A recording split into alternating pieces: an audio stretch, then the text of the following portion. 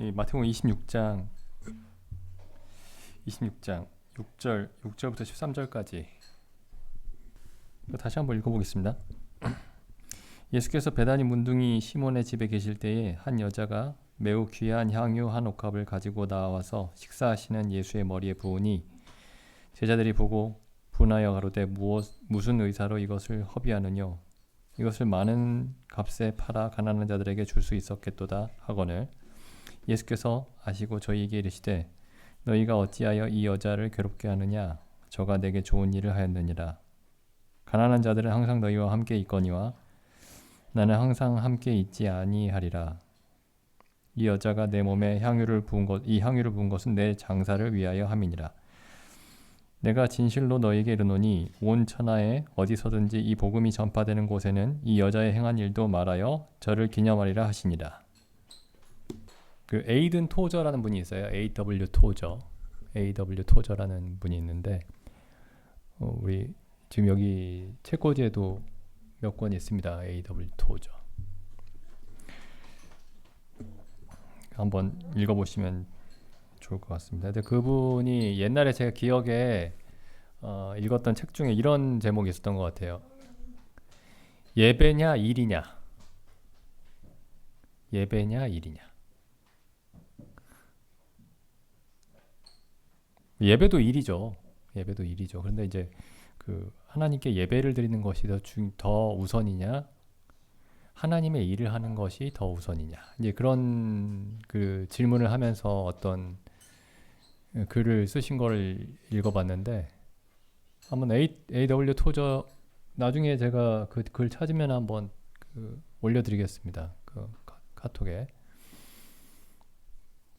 뭐 전에도 말씀드렸지만은 눈에 보이지 않는 하나님보다 눈에 보이는 소위 하나님의 일들에 우리가 더 쉽게 관심을 가질 수가 있고, 근데 이제 눈에 보이지 않는 하나님을 섬기는 것보다 눈에 보이는 하나님의 일들을 섬기는 것, 말이 좀 이상하지만 하나님의 일들을 섬기는 것이 하나님 자신을 섬기는 것을 대체할 수 있습니다. 근데 그렇게 하면 이제 그 하나님의 일들이라는 게 완전히 무의미하게 됩니다. 완전히 무의미하게 돼요. 과장이 아니고 완벽하게 무의미합니다. 그건. 그러니까 하나님 자신을 섬기는 것이 굉장히 중요합니다. 그리고 거기에 더해서 이제 하나님의 일을 하는 것이다. 이렇게 표현해도 사실 오해가 있을 수 있죠. 하나님 자신을 섬기는 가운데서 혹은 하나님 자신을 섬김을 통해서 하나님의 일들을 해야 됩니다. 하나님 자신을 섬기는 일로서 하나님의 여러 가지 일들을 해야 됩니다. 그러니까 이게 성경에서 굉장히 자주 나타나고 있는 얘기들이에요. 이 얘기가 예를 들면은 하나님을 사랑하고, 지난번에도 이제 우리가 여러 번 말씀드렸었죠. 그 하나님을 사랑하고 내 이웃을 내 몸과 같이 사랑하라라는 계명이 두 개의 계명 같은데 하나입니다. 하나. 하나님을 사랑하고 사람을 사랑하라는 말씀이죠. 그게.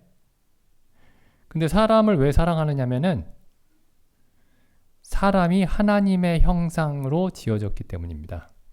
결국에 하나님을 사랑하라는 말씀인 거예요. 그게. 하나님을 사랑하고 내 이웃을 내 몸과 같이 사랑하라는 그 말씀은 하나님을 사랑하고 하나님을 사랑한다면 하나님의 형상대로 지은 사람을 사랑할 것이다. 그래서 이 둘이 사실은 두 계명이 아니고 하나입니다. 하나. 그러니까 결국에는 하나님을 사랑하는 게 전부라고 말할 수 있어요. 그렇다고 해서 이제 사람을 사랑하는 건 그러니까 뭐 중요하지 않다 이런 뜻이 아니고, 하나님을 사랑한다면 하나님의 형상대로 지음을 받으신 사람을 사랑하게 된다는 거죠. 하나님을 사랑한다면 그러니까 사람을 그냥 무슨 사람으로서 사랑하는 게 아니고 하나님의 형상으로서 사람을 사랑하는 겁니다. 그러니까 하나님이 사실은 전부인 거예요. 하나님이 전부가 되시는 겁니다. 그 반대 이 계명을 뒤집어 보면은 살인하지 말라라는 계명이 나오죠. 그러니까 사람을 사랑하라는 계명. 내 이웃을 내 몸과 같이 사랑하라는 계명을 뒤집어 보면은 미워하지 말라는 계명이죠. 미워하지 말라. 근데 마음속으로 미워하는 자마다 살인한 자요. 이렇게 예수님 말씀하셨죠. 그러니까 그 살인하지 말라라는 계명이 사랑하라는 계명을 뒤집어서 표현하면 그렇게 됩니다. 근데 그 살인이 왜 죄가 되냐면은 뭐 잘 아시지만은 여기 창세기 9장 6절에 보면은 하나님이 이렇게 말씀하시죠. 무릇 사람의 피를 흘리면 사람이 그 피를 흘릴 것이니 이는 하나님이 자기 형상대로 사람을 지었음이니라. 살인이 그 자체가 어떤 죄악이 되는 게 아닙니다. 이 말도 좀 이상하지만은 그 자체로서 생각할 수가 없어요. 살인이라는 거를. 그 자체로서 생각할 수가 없고 살인은 항상 무엇과 연관되어 있냐면은 하나님의 형상을 파괴하는 것과 연관이 되어 있습니다. 그러니까 살인이 하나님의 형상을 파괴하는 것이기 때문에 살인이 죄입니다. 그럼 왜 이웃을 사랑하는 것이 혹은 성도들을 사랑하는 것이 왜 그게 선한 일이냐? 그게 하나님을 사랑하는 것이기 때문에 그렇죠.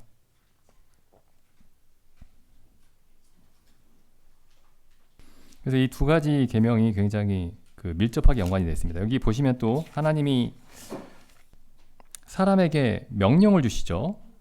여기 창세기 1장에 보시면은 1장 26절 하나님이 가라사대 우리의 형상을 따라 우리의 모양대로 우리가 사람을 만들고 그로 바다의 고기와 공중의 새와 육축과 온 땅과 땅에 기는 모든 것을 다스리게 하자.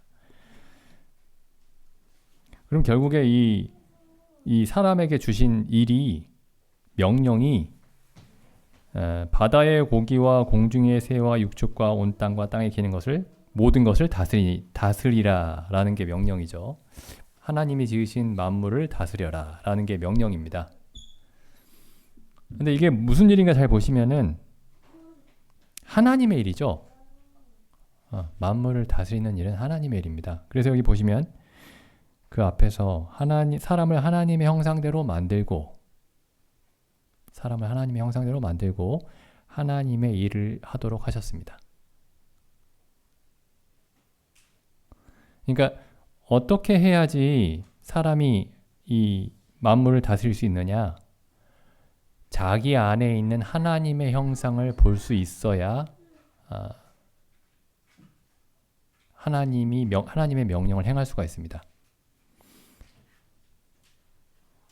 그러니까 결국에는 하나님을 알아야, 하나님 자신을 알아야 자기를 이해할 수가 있고 하나님의 형상대로 지으심을 받은 자기를 이해할 수 있고 그래야만 하나님의 일을 할 수 있습니다. 그러니까 가장 우선되는 일이 뭐냐면은 하나님 자신을 아는 것입니다. 하나님 자신을 아는 것이에요. 하나님을 알면은 그 다음에 일어나는 일들, 하나님을 알면 사람이 자기 자신을 올바르게 알 수 있습니다. 그리고 이제 사람이 마땅히 해야 할 일도 올바르게 알 수 있습니다. 이게 연결되어 있는 거예요. 그러니까 하나님을 아는 일에 다 걸려 있는 겁니다, 이게. 근데 이제 사람이 범죄했을 때에 일어난 일이 뭐냐면은 하나님을 아는 일이 사라진 거죠. 하나님에 대한 지식이 사라진 겁니다. 여기 로마서 1장에 가보시면은 로마서 1장 18절 보면 이제 이 사람의 모든 죄악의 근원에 대해서 이제 말씀을 하고 있죠. 1장 18절에 하나님의 진노가 불의로 진리를 막는 사람들의 모든 경건치 않음과 불의에 대하여 하늘로조차 나타나나니 이는 하나님을 알만한 것이 저희 속에 보임이라. 하나님께서 이를 저희에게 보이셨느니라. 창세로부터 그의 보이지 아니하는 것들 곧 그의 영원하신 능력과 신성이 그 만드신 만물에 분명히 보여 알게 되나니 그러므로 저희가 핑계치 못할지니라. 그래서 하나님이 만드신 만물 속에 하나님에 관한 지식을 계시하셨습니다. 하나님은 어떤 분이신지를 알려주셨어요. 하나님이 지으신 모든 만물 가운데, 그러니까 뭐 해와 달과 별들과 자연과 이런 것들을 보고 하나님을 알 수가 있고, 또 사람이 자기 자신의 마음을 살펴볼 때도 하나님을 알 수가 있습니다. 이성과 우리 사람의 마음 속에 그 이성과 양심이 어떻게 움직이는지를 살펴볼 때 하나님을 알 수 있습니다. 근데 21절에 보시면 이제 이 범죄한 사람이, 죄로 인해 죽은 사람이 어떻게 이 반응을 보이냐면은 하나님을 알되 하나님으로 영화롭게도 아니하고 감사치도 아니하고 오히려 그 생각이 허망하여지며, 그러니까 생각이 공허해진다는 거죠. 허망하여진다. 생각이 가득 차야 되는데 텅 빈다 이런 뜻이죠. 허망하여진다. 생각에 실제가 없다. 허망하여지고 마음이 미련하고 어두워진다.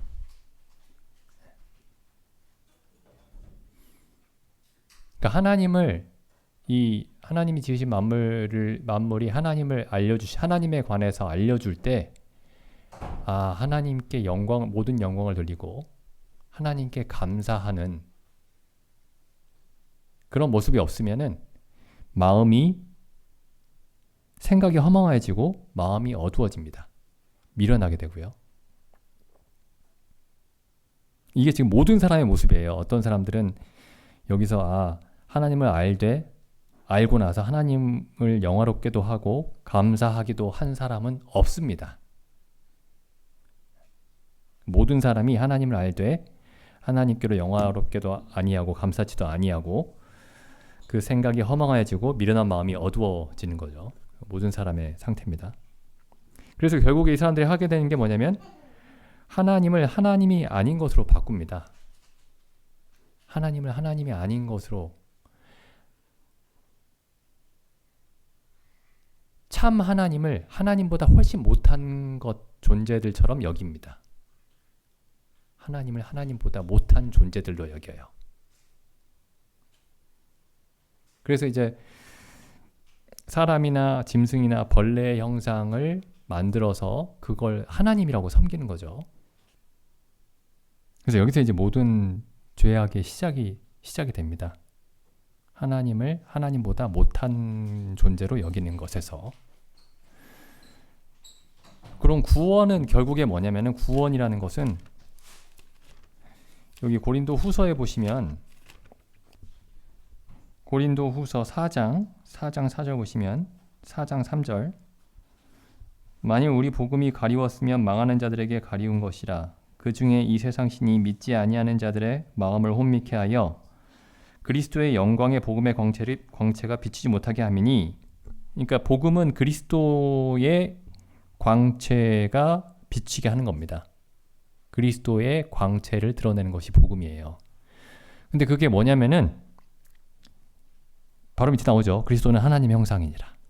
그러니까 하나님이 어떤 분이신지에 대한 생각이 다 망가져 버렸기 때문에 그리스도께서 하시는 일은 뭐냐면은 하나님의 형상, 하나님이 어떤 분이신지를 밝히 드러내시기 위해서 오신 겁니다. 이게 복음이에요. 그러니까 하나님에 대한 지식이 온전하게 되는 겁니다. 하나님에 대한 지식이 파괴가 됐는데 예수 그리스도를 통해서 하나님에 대한 참 지식을 회복하는 겁니다. 그게 구원입니다. 그게 구원이에요. 그러니까 하나님을 아는 게 구원입니다. 결국에. 지옥에 가지 않고 천국에 가는 어떤 자격을 획득하는 게 구원이 아니고 하나님을 아는 게 구원입니다.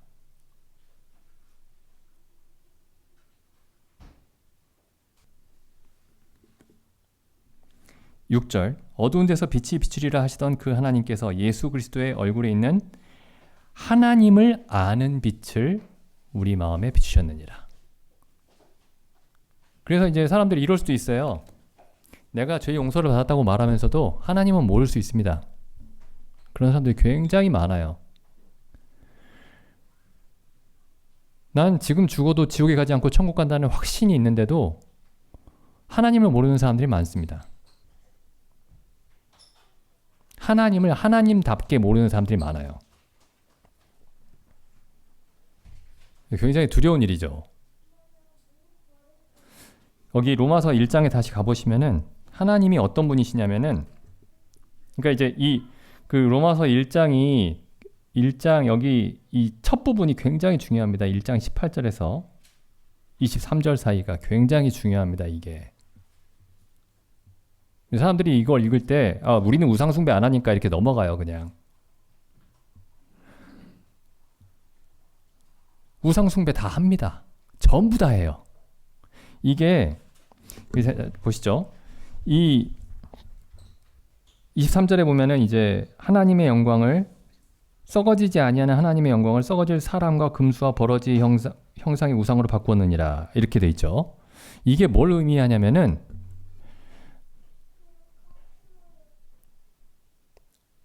하나님은 보이지 않죠. 근데 사람과 짐승과 벌레의 형상은 보이죠. 그게 뭘 의미할까요? 사람이 다 이해할 수 있다. 내가 신을 훤히 본다. 이런 뜻입니다. 그리고 또 어떻게 하죠? 뭐 이제 성도님들이 알고 계시는 그 좀 지식을 한번 동원해 보시면은 이런 이제 우상들을 만들어서 어떻게 하죠? 여러 가지 신들을. 근데 사람들이 다 이제 이 고대에 이런 우상들을 섬기는 사람들이 종족들이 다 어떤 지식이 있냐면은 우리가 섬기는 신은 이런 것들을 좋아한다. 이런 짐승을 좋아한다. 이런 재물을 좋아한다. 그리고 이런 부적을 쓰면은 이 신이 사람의 소원을 들어준다. 이런 것들이 있죠. 그래서 이제 그 신이 좋아하는 재물이나 부적이나 혹은 주문들을 바치거나 외웁니다. 그런 노래를 부르거나. 이게 지금 이 사도 바울이 로마서를 쓸 당시에 로마에서 유행하던 신들이 다 그랬습니다. 전부 다.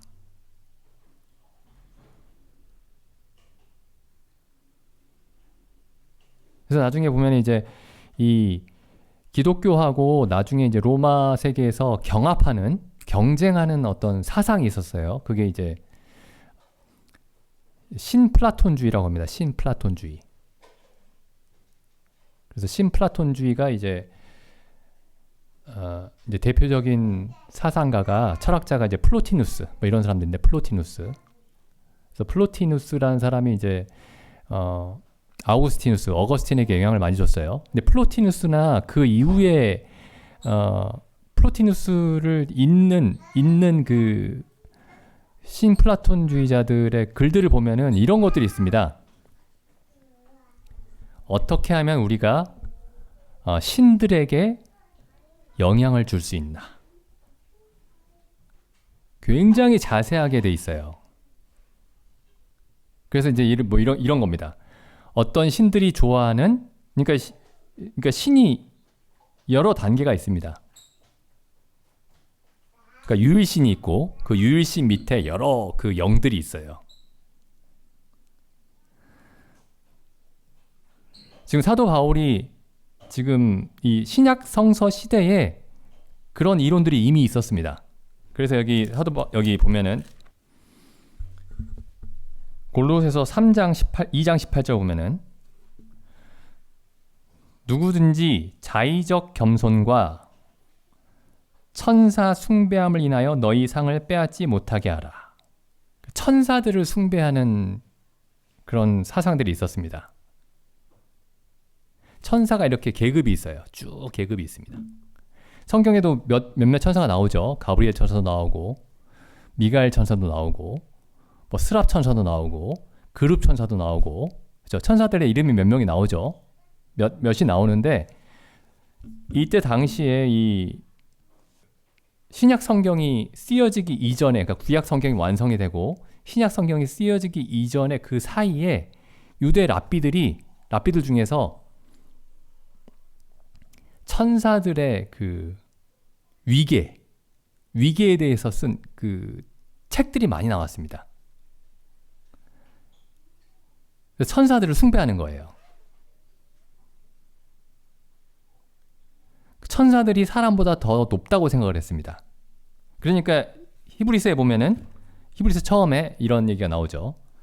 예수 그리스도께서 천사보다 얼마나 존귀하신가. 그 얘기가 나오는 이유가 뭐냐면은 이때 당시에 유대인들이 천사들을 숭배하는 그런 사상들을 가지고 있었습니다. 그리고 각 천사들이 좋아하는 어떤 금속도 있고 약초도 있고 그 선율 음악 멜로디도 있고 그래요. 이게 이 그리스 로마 시대에 굉장히 만연하던 그런 이론들이었습니다.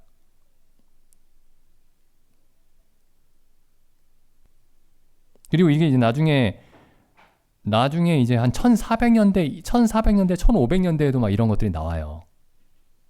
이탈리아에서. 대유행을 했습니다. 그 르네상스 시대까지. 르네상스 시대에 갑자기 이게 다시 이제 재발견이 되면서 사도행전에 제가 이 말씀을 사도행전부터 보시죠. 사도행전에 보면 이제 이런 말씀이 있죠. 또 사도행전 19장에 보면은 이 사도 바울이 이제 복음을 전하는데 에베소에서 복음을 전하니까 이제 어떤 일이 벌어지냐면은 19장 17절에 보면은 에베소에 거하는 유대인과 헬라인들이 다 이 일을 알고 두려워하며 주 예수의 이름을 높이고 믿은 사람들이 많이 와서 자복하여 행한 일을 고하며 또 마술을 행하던 많은 사람이 그 책을 모아가지고 와서 모든 사람 앞에서 불사르니 그 책 값을 계산한 즉 은 5만이나 되더라. 여기 마술책이라고 있죠. 마술책. 우리가 생각하는 그 마술쇼가 아니고 제가 아까 말씀드린 게 마술입니다. 그러니까 하늘에 있는 영들에게 어떻게 우리 소원을 얘기를 해서 그 천사들이 인간의 소원을 들어줄 수 있게 할 것인가. 그래서 각 천사마다 좋아하는 재물들이 있어요. 그게 동물이든 식물이든. 그래서 그래서 그 천사들에게 영향을 줄 수 있는 향 같은 걸 만듭니다.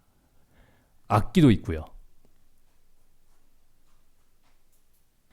이게 그 로마서 1장에 나오는 사람과 금수와 버러지의 형상으로 만들어서 하는 일이 뭐냐면은 우리가 그러니까 영적인 존재들, 신들에게 사람이 영향을 주겠다라는 겁니다.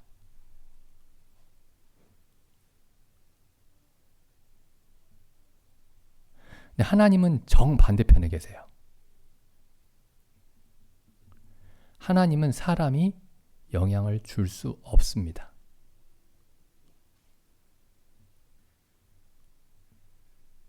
근데 사람들이 생각하는 많은 기독교인들이 생각하는 하나님의 모습이 어떤 모습이냐면은 사람이 영향을 줄 수 있다라고 생각합니다. 하나님을. 대표적인 게 뭐죠? 대표적인 생각이 사람이 열심히 신앙생활을 하면 천국에 간다. 그거랑 비슷한 게 뭐죠? 내가 믿었으니까 구원을 받았다. 내가 믿었으니까 죄사함을 받았다.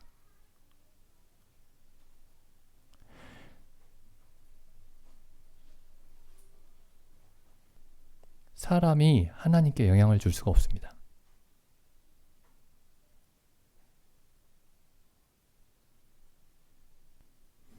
여기 보시죠. 에베소서에 보시면은 에베소서 1장 11절 하나님을 이렇게 사도 바울이 이렇게 정의를 합니다.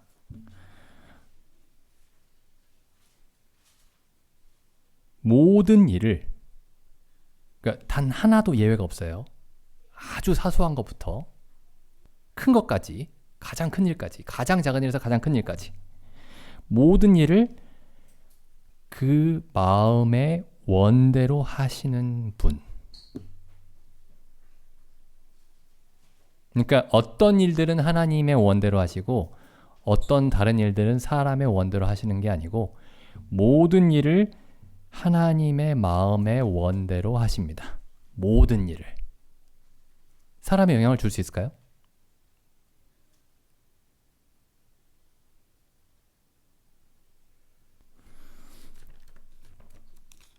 로마서도 가보시죠. 로마서 9장 10절. 이뿐 아니라 또한 리브가가 우리 조상 이삭 한 사람으로 말미암아 잉태하였는데 그 자식들이 아직 나지도 아니하고 무슨 선이나 악을 행하지 아니한 때에 택하심을 따라 되는 하나님의 뜻이 사람의 행위로 말미암지 않고 오직 부르시는 하나님의 뜻으로 말미암아 서게 하려 하사. 사람의 행위가 아니고 오직 하나님의 뜻으로, 오직이 중요합니다. 오직 사람의 행위가 아니고 11절에 이렇게 돼 있죠. 사람들이 아직 태어나지도 않았는데 무슨 선이나 악을 행하지도 않았는데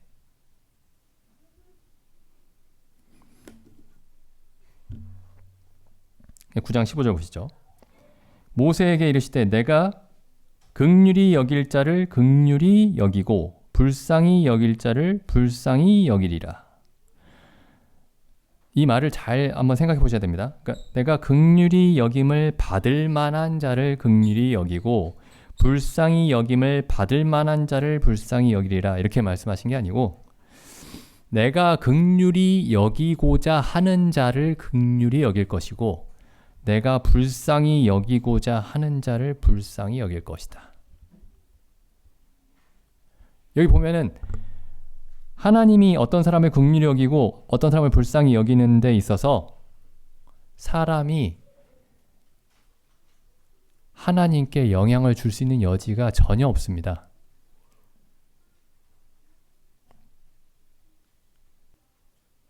이게 무슨 얘기죠? 이게 16절. 그런즉 원한다고 해서 되는 것도 아니요. 열심히 다름질한다고 해서 되는 것도 아니요. 오직 긍휼히 여기시는 하나님으로 말미암음이라. 그러니까 이게 지금 여기서 지금 9장, 10장, 11장에서 사도 바울이 하나님이 어떤 분이신가에 대해서 얘기할 때 그 하나님과 정반대되는 신의 모습이 1장 23절의 신들입니다. 사람이 어떻게 하면 영향을 줄 수 있는 가짜 신들과 사람이 절대로 아무런 영향도 줄 수 없는 하나님.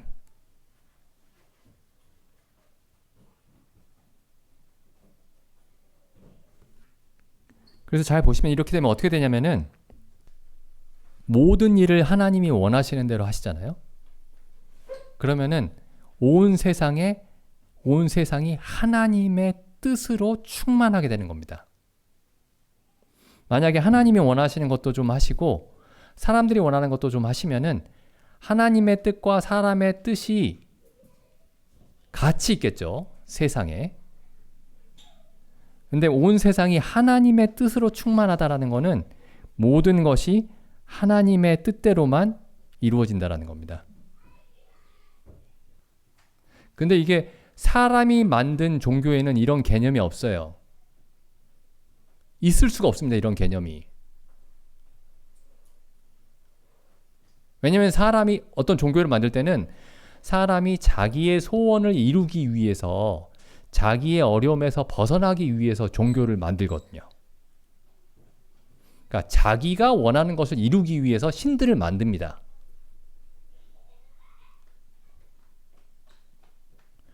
근데 성경의 하나님은 정반대예요. 하나님이 원하시는 일을 행하시기 위해서 사람을 창조하십니다. 근데 사람들이 기독교를 받아들일 때 이걸 뒤집어서 받아들이는 거예요. 우상을 숭배하듯이 하나님을 사람이 영향을 줄 수 있는 하나님으로 바꿔버리는 거죠.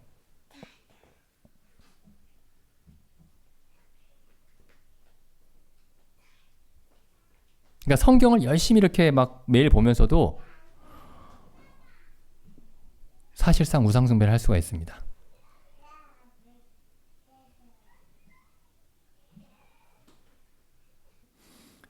분명히 이제 그런데 이게 보면 이제 우리가 이제 이렇게 말할 수 있겠죠. 분명히 하나님의 뜻도 있고 사람의 뜻도 있습니다. 하나님의 의지도 있고 사람의 의지도 있고, 하나님이 원하는 것도 있고 사람이 원하는 것도 있는데, 하나님이 사람을 지으실 때 혹은 만물을 지으실 때에 하나님이 의도하신 게 뭐냐면은 하나님과 사람의 뜻 사이에서 그 관계가 이 요한복음에 보시면 이렇게 되어 있습니다. 요한복음 6장 38절입니다. 내가 하늘로서 내려온 것은 내 뜻을 행하려 함이 아니요 나를 보내신 이의 뜻을 행하려 함이니라. 그래서 여기 이게 뭐 사람이 로봇이 된다 그런 얘기가 아니고,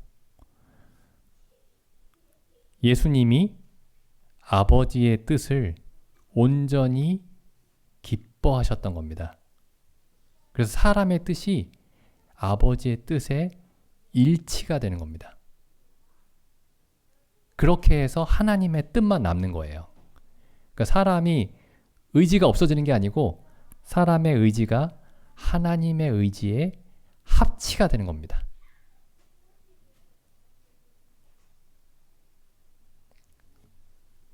이게 하나님이 사람을 만드실 때에 사람에게 그 인격을 주신 목적입니다. 그러니까 로봇은 인격이 없죠. 사람에게 인격을 주셨어요. 지식과 감정과 의지를 주셨습니다. 근데 그게 하나님의 뜻을 알고 뜻을 즐거워하고 뜻을 행하도록 그렇게 지으신 거죠. 그렇게 해서 하나님의 뜻만 남게 하신 겁니다.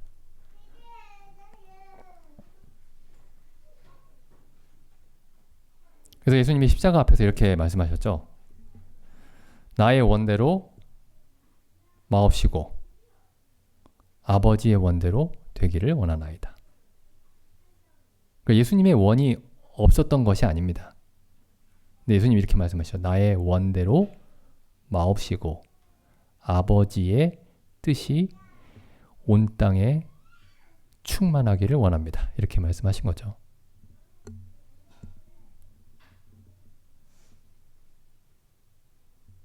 우리가 그래서 이 부분을 굉장히 잘 생각해 봐야 됩니다. 이게 성경의 어떤 여러 가지 교리들 중에 하나가 아니고 그 모든 교리의 뿌리가 되는 부분입니다. 이게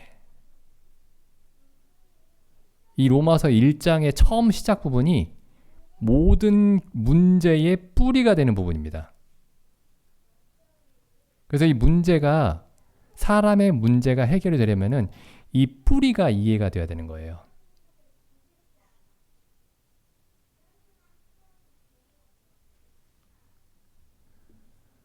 이 로마서 9장, 10장, 11장이 사람들에게 많이 걸림이 되는 구절들입니다. 이 장이에요. 하나님의 주권이라고 얘기하죠, 보통. 하나님의 주권. 사람이 원하는 자로 말미암음도 아니요 다른 박질하는 자로 말미암음도 아니요 오직 긍휼히 여기시는 하나님으로 말미암음이니라. 그래서 사람들이 이제 이렇게 질문하겠죠. 그럼 간절히 원해봐야 소용이 없고 다름질 해봐야 소용이 없구나. 그런데 하나님이 모든 권세를 가지고 계신다라는 이 사실을 정말 이해하는 사람들은 어떻게 살았냐면은 간절히 원했고 하나님의 뜻이 이루어지기를, 하나님의 뜻이 이루어지도록 다름박질했습니다.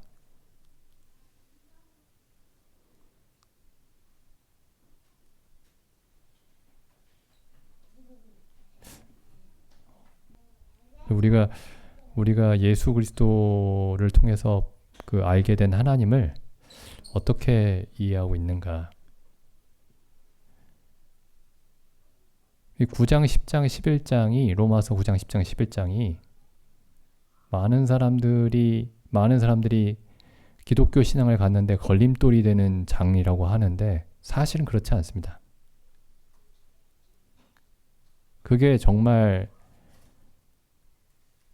올바로 이해가 돼야 참 하나님을 알게 되었다라고 할 수 있고, 복음도 우리의 행함이 아니라 오직 하나님의 은혜다라는 이 복음도 제대로 이해할 수 있습니다.